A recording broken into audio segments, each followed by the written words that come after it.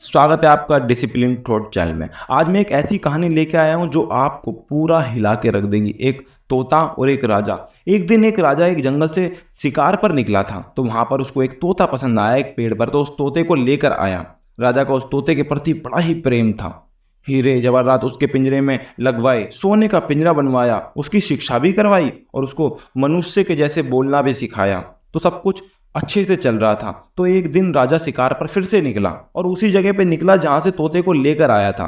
अब तोता तो बड़ा ही प्रेम से रह रहा था, तो सोचा कि चलो उससे कोई संदेश लेकर जाऊं और उसके मित्रों को सुनाऊं। तो तोते के पास राजा गया और राजा तोते से बोला, अच्छा तेरा तेरा कोई संदेश है जो तू अपने मित्रों को बोलना चाह रहा हो जंगल में, तो मुझे बता, मैं वचन देता हूं उसको पूरा करूंगा, तेरे संदेश को जाकर बोलूंगा। तो तोते ने कहा, मैं बड़ा ही सुख में रहता हूं क्योंकि राजा का मुझ पर बड़ा ही प्रेम है, परंतु सुख से स्वतंत्रता बेची नहीं जाती। अब राजा सोचा बड़ा ही उल्टा संदेश है, पर वचन दिया है पूरा तो करना ही पड़ेगा। अब राजा निकल गए।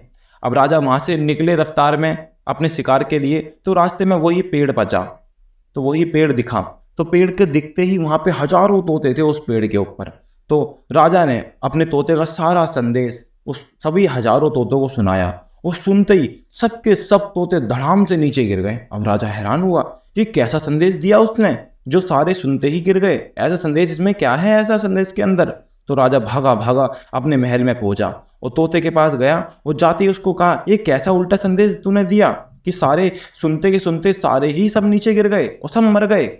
तो वो भी तोते ने सुना और वो भी गिर गया, तो वो भी एकदम मूर्छित जैसी अवस्था में हो गया। तो राजा बड़ा हैरान हुआ, इस संदेश के अंदर क्या हुआ और मैंने इसको भी ये कथा सुना दी।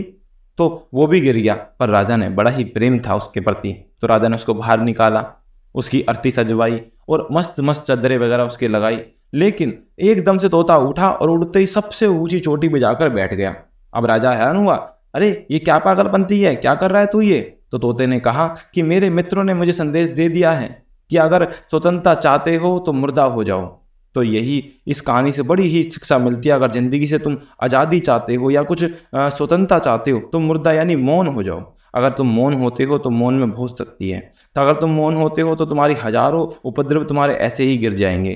तो इसलिए मुक्ति के लिए तुम भी मौन हो जाओ। आज के लिए इतना ही, बाकी मिलेंगे अगली वीडियो में एक नई कहानी के साथ। आज के लिए इतना ही, धन्यवाद। नमस्कारम नमस्कारम नमस्कार।